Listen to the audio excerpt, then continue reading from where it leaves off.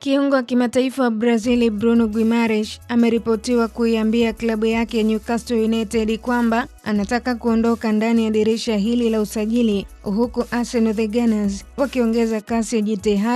wakiongeza kasi ya jitihada zake za kumsajili mchezaji huyo. Kiungo huyo mwenye umri wa miaka 28 ambaye alijiunga na Newcastle United akitokea Lyon mwaka 2022 ameibuka kuwa mmoja ya malengo makuu ya kocha Mikel Arteta katika mpango wa kuimarisha safu ya kiungo kuelekea msimu mpya. Taarifa zinaeleza kuwa Guimarães anavutiwa na fursa ya kujiunga na mabingwa hao wa ligi kuu England msimu uliopita. Arsenal ilikuwa ikifuatilia uwezekano wa kumsajili Guimarães pamoja na Sandro Tonali kutoka Newcastle United, lakini baada ya Tonali kukamilisha uhamisho wake wa kwenda Tottenham Hotspur kwa ada ya awali ya pauni milioni 92.5, sasa nguvu zote zinaelekezwa kwa Guimarães, ingawa bado hakuna mazungumzo rasmi kati ya Arsenal na Newcastle United. Taarifa zinaonyesha kuwa wawakilishi wa mchezaji huyo tayari wameshajulishwa kuhusu mazingira ya dili hilo ambalo linaweza kuanzia kwenye ada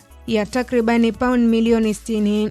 Hata hivyo, Newcastle bado haiko tayari kumpoteza nahodha wake, hasa baada ya tayari kuwauza Sandro Tonali pamoja na Anthony Gordon katika dirisha hili la usajili. Kwa mujibu wa taarifa mbalimbali, viongozi wa Newcastle wanaamini Guimarães ni nguzo muhimu ya kikosi na wangependelea kumbakiza licha ya nia yake ya kutafuta changamoto mpya.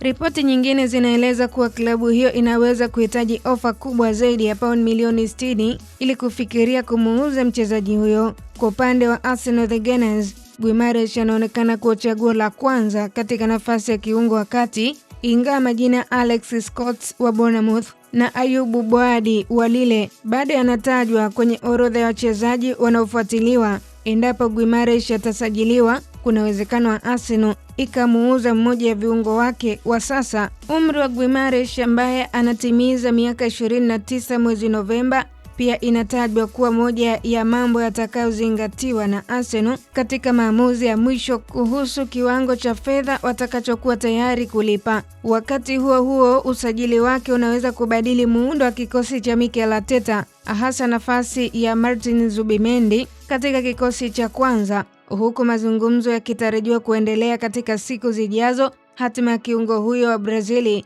inaonekana kuwa moja ya sakata kubwa zaidi la usajili katika majira haya ya kiangazi. Nikusihi mtazamaji wa Kasako Media, endelea kutufuatilia kwenye mitandao ya kijamii Instagram, Facebook na Twitter. Tufuatilie kama Kasako Media. Kasako Media, tunaangazia maisha, tunaandika kesho.